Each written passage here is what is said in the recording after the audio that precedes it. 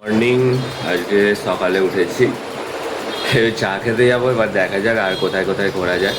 ফার্স্টে তো যাওয়ার আছে এখান থেকে কাছে আশিঘাট, তো আশিঘাটেই যাওয়ার ইচ্ছা আছে ফার্স্টে, দেখা যাক। Good morning. ভাই আর ও দুজন মিলে চা খেতে গেছে। আমি বললাম তোমরা চাটা খেয়ে নাও, আমি স্নান করে একদম রেডি হয়ে গেছি। আজকে হচ্ছে আমাদের ঘোরার দ্বিতীয় দিন।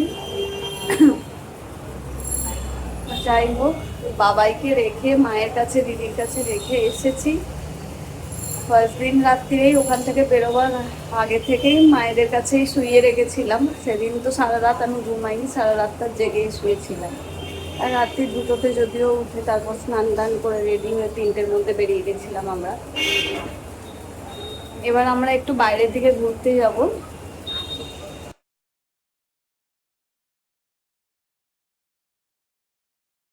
এই ঘোরাটা নিয়ে আমরা খুবই এক্সাইটেড ছিলাম, কিন্তু ঘুরতে আসার আগে মেন আমার শরীর প্রচণ্ড পরিমাণে খারাপ হয়ে গেছিলো। বাবায়েরও শরীর খারাপ ছিল, জ্বর সর্দি হয়েছিল।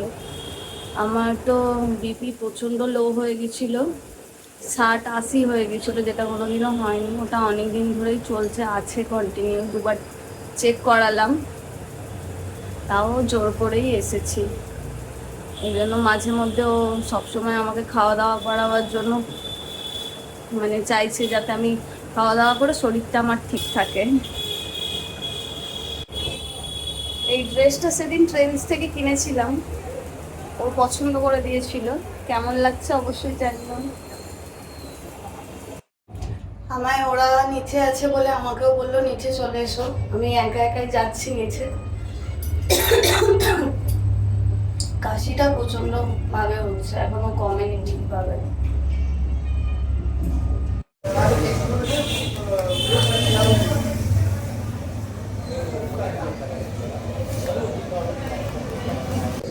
নিচে চা খেতে নেমেছি। কি খাচ্ছ এটা? ব্রেড উইথ মালাই। আমাকেও এখানে দিয়েছে।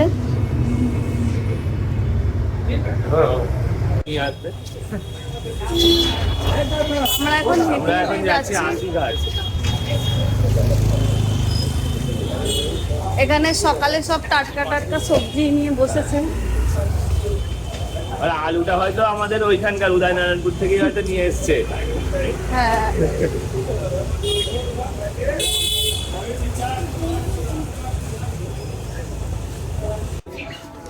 আমরা আশিঘাটের কাছে চলে এসেছি।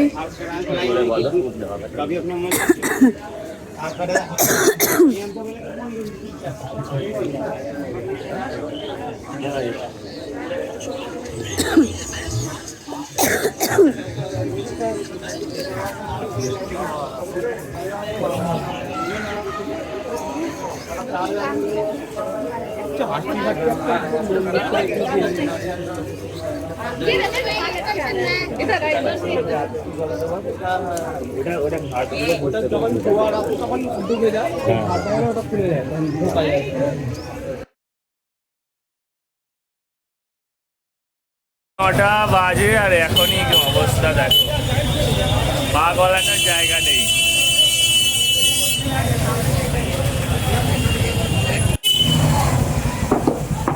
ও মন্দিরের ভিতরে প্রচণ্ড ভিড়। বাইরে থেকে আজকাল দুদিনের জন্য শ্রাবণ মাসের শেষ, যার জন্য বন্ধ করে রাখছে সব কিছু। ফোন টোন সমস্ত কিছু জমা দিয়ে তবে ঢোকা যাবে। তো আপাতত আমরা মণিকর্ণিকা ঘাটে যাচ্ছি। এখানে যারা ড্রাইভার আছে বাইক স্কুটির, তারা হচ্ছে আলট্রা প্রো ম্যাক্স লেভেলের।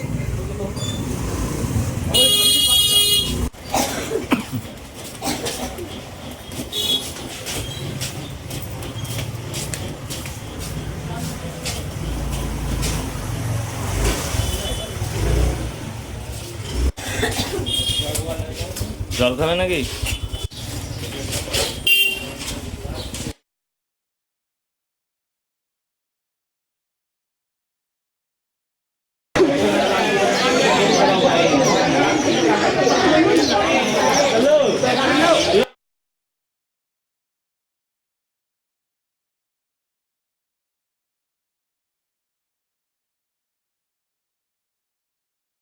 তো কাশী বিশ্বনাথ এসেছি দিদি, কিন্তু শ্রাবণ মাসের যা ভিড় তাতে আমরা সেরকমভাবে কিছুই দর্শন করতে পারছি না। আর গঙ্গাতেও এত জল, গঙ্গাতে এত জল আছে, গঙ্গার ঘাটও সেইভাবে মানে যাওয়া যাচ্ছে না, নৌকা করে যাওয়া বন্ধ করে দিয়েছে জল বেড়ে গেছে বলে। তো এখানে যে লিঙ্গটা আছে শিবলিঙ্গটা, সেটা হচ্ছে 12টা জ্যোতির্লিঙ্গের একটা। তো এটাই বলা হয় যে শিব যখন প্রথম মানে প্রকট হয়েছিলেন তখন এখানেই প্রকট হয়েছিলেন, এবং একটা আলোর একটা লম্বা আলোর উৎস ছিল, যেখানে ব্রহ্মা এবং বিষ্ণু মিলে সেই আলোর শেষ কোথায় সেটা দেখতে গিয়েছিলেন। তো ব্রহ্মা তখন খুঁজে না পেয়ে খুঁজে পাননি, কিন্তু বলেছিলেন যে হ্যাঁ আমি লাস্ট কোথায় সেটা দেখে এসেছি। তখন শিব রেগে গিয়ে শিবে মানে ব্রহ্মার যে মানে পঞ্চম মাথা যেটা, সেটাকে আলাদা করে দিয়েছিল। আর বিষ্ণুকে মানে পৃথিবীর যে কী বলবো মানে রক্ষণাবেক্ষণ বা ধারণ করার জন্য এই করেছে। আমরা ওখান থেকে বেরিয়ে এসে এবার টিফিন করার জন্য বসেছি। জিলিপি দিয়েছে, কচুরি আর ঘুগনি, তাই তো? এখন বাজে 12:30। রুমে চলে এসেছি। রুমে এসে চেঞ্জ করে নিয়েছি। প্রচণ্ড পরিমাণে গরম হচ্ছিল, বাইরে কষ্ট হচ্ছিল রোদ্দুরটা। যাই হোক, একটা ইচ্ছা অন্তত পূরণ হয়েছে। শ্রাবণ মাসের সোমবার করতাম, কিন্তু এই বছরেও সেরমভাবে করা হয়নি। উপোস করে বাবার মাথায় জল দেওয়া হয়েছিল না। আজকে এখানে এসে বাবার মাথায় জল দিতে পেরেছি, অনেক ভালো লাগছে। ওরা দুজনে আবার একটু বাইরে বেরিয়েছে শ্যাম্পু কিনতে, স্নান করবে বলে। আমি একটু রেস্ট নিচ্ছিলাম, বাড়িতে একটু ভিডিও কল করলাম। বাবাই ঘুমাচ্ছে, দিদি বলছে কোনো চিন্তা নেই, তুই থাকলে আরও থাকতে পারিস একটা দিন, কোনো বায়নাও নেই, কোনো কান্না নেই। ও যেরকম যা খাওয়া দাওয়া করে সেরকমভাবেই খাওয়া দাওয়া করছে, ঘুমাচ্ছে, খুব ভালো আছে। দিদি তো ফার্স্টের দিকে খুব ভয় পাচ্ছিল, না হলে যে কীভাবে রাখবো যদি কান্নাকাটি করে। সে তো অবশ্যই সত্যিই যদি কান্নাকাটি করে, কিন্তু একদমই কান্নাকাটি করছে না, মানে আমাকে একটুখানিও খুঁজছে না। দিদি, মা সবাই আছে, গুড্ডু আছে, বাবু আছে, সবার সাথে খেলাও করছে। এখন ঘুমাচ্ছে বললো। ভাতটা খেয়ে দিয়ে চান করিয়ে দিয়েছে, এখন মা ওকে নিয়ে শুয়ে আছে। যাক, শুনে একটু শান্তিও লাগছে, ভালোও লাগছে আমার। তবে আমি থাকবো না, আজকে রাত্রিরেই বেরিয়ে যাব। আমারও তো মনটা ছটপট করছে। আমি অনেক কষ্ট করেই এসেছি, কষ্ট এতটা তো ভাবতেই পারিনি যে এত ভালোভাবে থাকবে বলেও। যাই হোক, ভাবনার বাইরে করেছে একদম, খুব ভালো। দুপুরে রেস্ট নিয়ে আমরা আবার তৈরি হয়ে গেছি বিকালে দশাশ্বমেধ ঘাটে সন্ধ্যা আরতি দেখার জন্য। বিকালের রোদ অনেকটা পড়ে গেছে।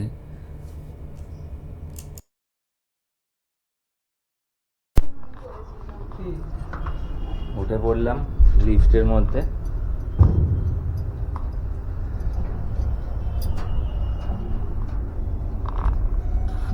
আমাদের গাড়ি এই যে এখানে দাঁড় করানো আছে রাস্তার ধারে, কালকে রাত্রেও এখানেই দাঁড় করানো ছিল। গাড়ির ওপর মনে হচ্ছে 5 বছরের জন্য ধুলো পড়ে গেছে।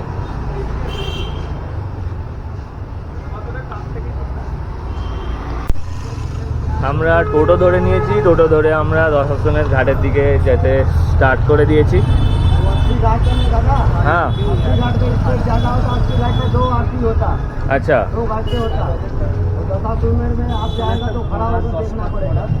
अच्छा ফাইনালি জ্যাম ফ্যাম ছাড়িয়ে আবার একটা রোডে বেরিয়েছি। এখান দিয়ে তো গাড়ি যাচ্ছে, তবে অলরেডি 6:30 বেজে গেছে। আরতির কতটা কি বাকি আছে তার ঠিক নেই। এই মহা জনসমুদ্রের মধ্যে দিয়ে আমরা হেঁটে হেঁটে দশাশ্বমেধ ঘাটের দিকে এগিয়ে গেলাম। আর সত্যি বলছি, এখানে প্রাপ্তবয়স্ক মানুষও হারিয়ে যাবে, এতটাই ভিড় ছিল। আমরা একে অপরের হাত ধরে আস্তে আস্তে এগিয়ে গিয়ে দশাশ্বমেধ ঘাটে গিয়ে পৌঁছেছি।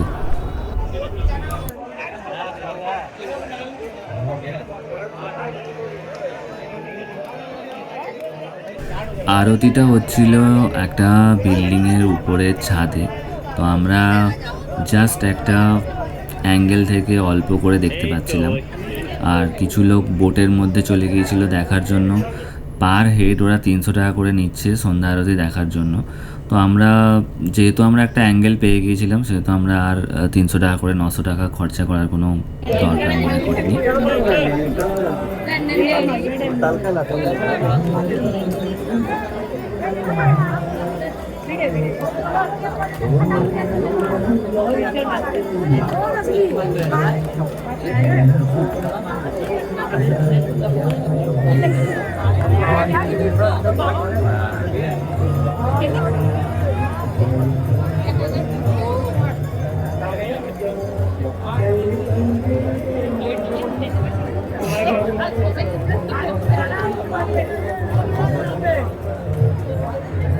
আরতি ঘাটের উপরেই হতো, কিন্তু যেহেতু সমস্ত ঘাট বর্ষার জলে জলমগ্ন হয়ে গেছে, গঙ্গার জল বেড়ে গেছে বলে, সেই জন্য আরতিটা উপরে। আর আরতি যখন হচ্ছে পুরো অ্যাটমসফিয়ারটাই পুরো আলাদা, এবং সেটা পুরো একদম গায়ের কাঁটা দিয়ে দেওয়ার মতো একটা। তো দশাশ্বমেধ ঘাটের আরতি দেখার পর বেরিয়ে এসেই আমরা এই জায়গাটা পেয়েছি।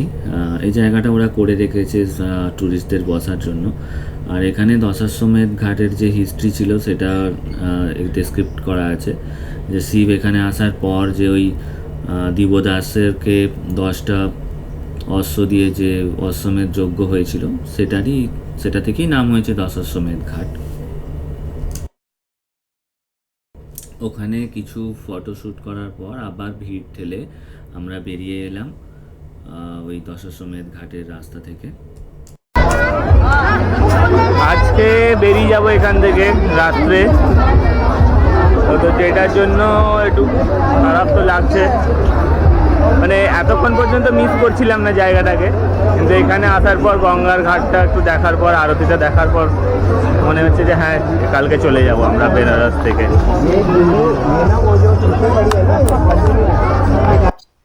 আমাদের আরতি দেখা হয়ে গেছে, এখন প্রায় বাজে 8:45। ওখানে যে স্কোয়ারটা ছিল, মানে যেখানে মন্দিরেও যাওয়া যাচ্ছে বিশ্বনাথ, আর দশাশ্বমেধ ঘাটেও যাওয়া যাচ্ছে, যে চৌমাথাটা ছিল ওখানে এই সন্ধ্যেবেলা যোগীজি এসেছিল, যার জন্য পুরো জ্যাম ছিল। মানে একসঙ্গে এত মানুষ যদি দাঁড়িয়ে যায় কি অবস্থা হয় সেটা দেখার মতো ছিল।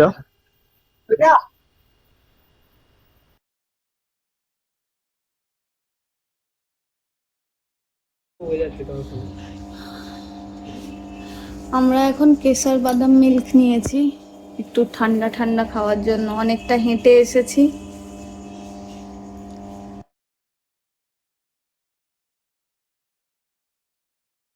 আমরা এখানে হোটেলে রেডি হয়ে গেছি, এখন 2:10 বাজে। আজকে বেরিয়ে পড়ছি বারাণসী থেকে। ব্যাগিং চলছে, এই যে সব ব্যাগিং হয়ে গেছে। এবার নিচে যাব, গাড়িতে ব্যাগ মারবো, তারপর বেরিয়ে পড়বো। আমরা বেরিয়ে পড়েছি হোটেল থেকে। আমরা এখন যাচ্ছি গঙ্গার উপর দিয়ে।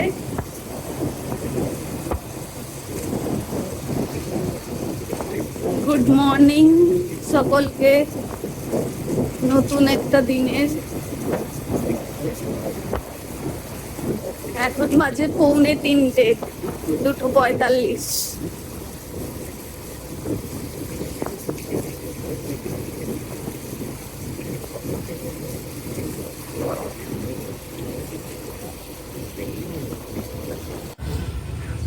এখন বাজে হচ্ছে 6:10। গোটা রাস্তা পুরো বৃষ্টিতে আমরা ভিজতে ভিজতে এসেছি।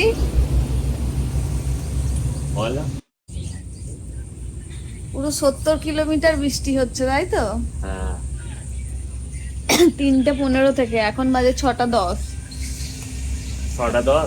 হ্যাঁ, টানা কন্টিনিউ রাস্তা বৃষ্টিতে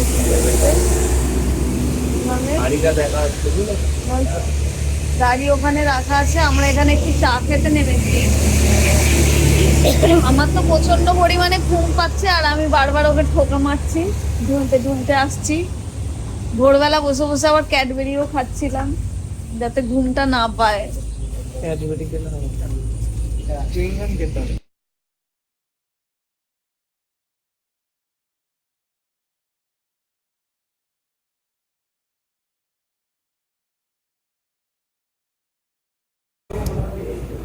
আমাদের এখনো 424 কিলোমিটার বাকি আছে।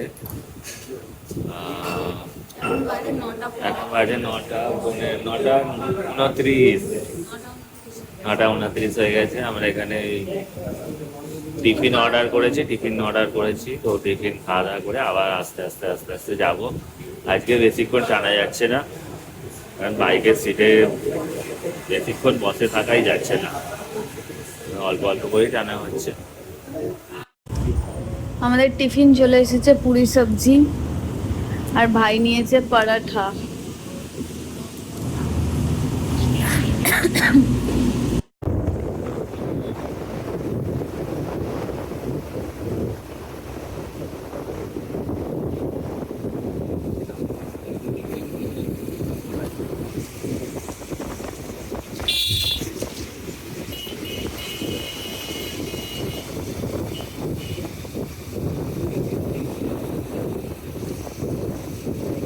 আর লাগালে হেলমেটের এটা আমরা একটু এখানটা দাঁড়িয়ে বিশ্রাম নিয়ে নিলাম, একটু জল চকলেট খেয়ে আবার যাচ্ছি। প্রচন্ড টায়ার্ড লাগছে, যার কারণে আর ভিডিও করতে ইচ্ছা করছে না একদম। ও আর ক্যামেরাটা লাগাইনি আসার সময়।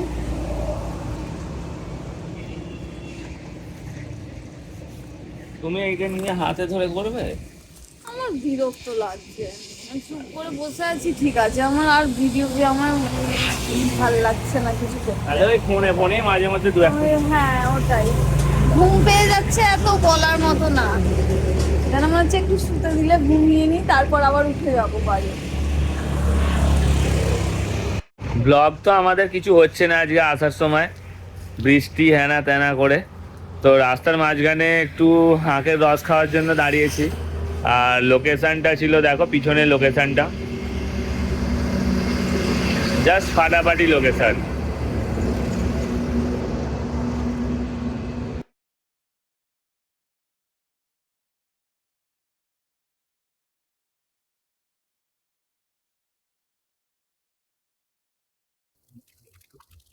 মোটামুটি বারহি তোপচাচির পর থেকে রাস্তা খুব সুন্দর ছিল, কিন্তু আমরা খুব বেশি স্পিডে যেতে পারছিলাম না, কারণ আমাদের মাঝে মধ্যে ঘুম পেয়ে যাচ্ছিল, যার জন্য আমরা খুবই সাবধানে এবং একটা স্পিড লিমিট বজায় রেখে আমরা আসছিলাম। কিন্তু সুন্দর সুন্দর দৃশ্যগুলো তোমাদের দেখাতে একদমই ভুলবো না। তোমরাই দেখো রাস্তার ধারে কি সুন্দর একটা দৃশ্য।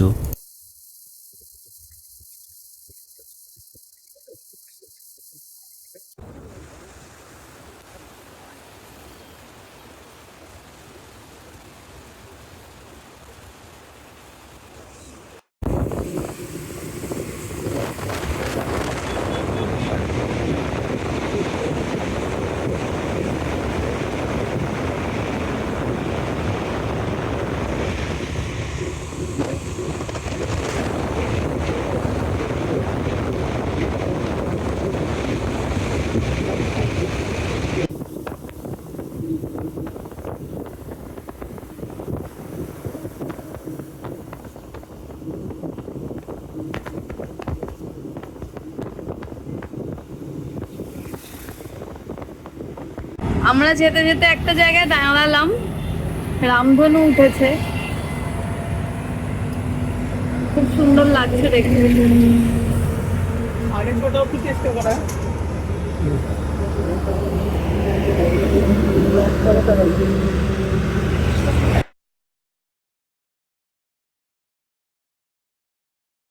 তোমরা নিশ্চয়ই আমাদের বারাণসী ব্লগটা অলরেডি কিছুটা দেখেছো।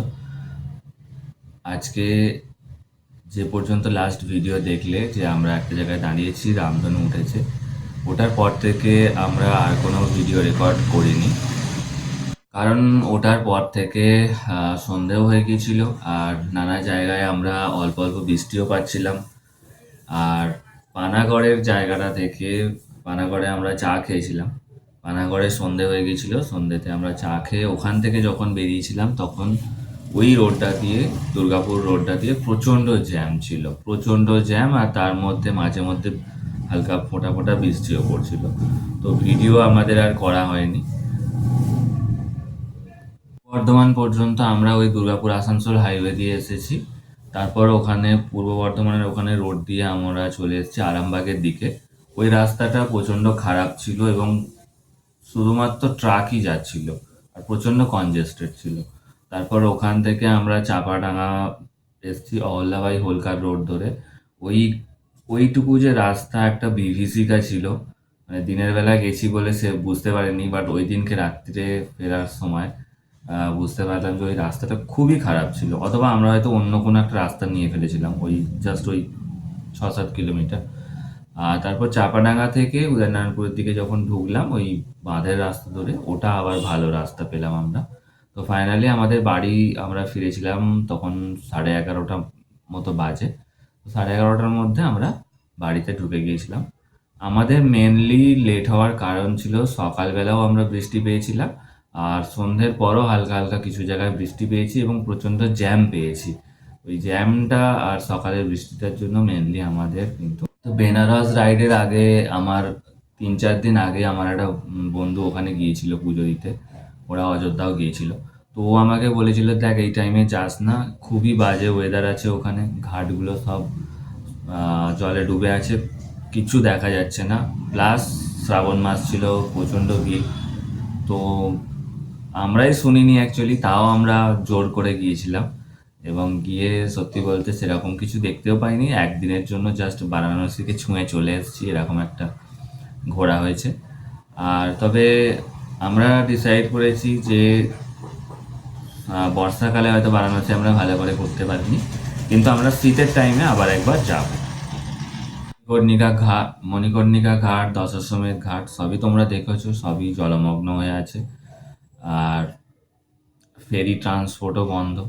সো সেভাবে করা হয়নি, বাট আমরা আবার শীতের দিকে বা অন্য কোনো টাইমে যাব ভালো করে বারাণসীটা ঘুরে দেখার জন্য।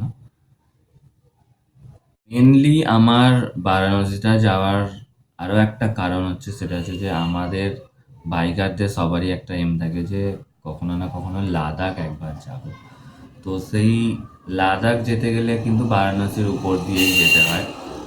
আর আমার ইচ্ছা ছিল এটা চেক করার যে বারাণসী একদিনে যাওয়া যায় কি, বারাণসী আমাদের পক্ষে একদিনে যাওয়াটা পসিবল কি। তো বারাণসীটা আমাদের একদিনে হয়েই গেছে। তবে আমরা যেহেতু বারাণসী থেকে ভিতরে ঢুকেছিলাম সেহেতু আমাদের একটু টাইম লেগেছিল, কিন্তু বারাণসী মোটামুটি এখান থেকে ভোরবেলা বেরোলে 7টা 7:30টার মধ্যে পৌঁছে যাওয়া যাবে। এই ব্লগটা এখানেই শেষ করছি, আর আবার কোনো নতুন জায়গায় নতুন ভিডিওতে তোমাদের সাথে দেখা হবে। ভালো থেকো সবাই, সবাই সঙ্গে থেকো, আমাদের চ্যানেলটাকে সাপোর্ট করো। Tata, by.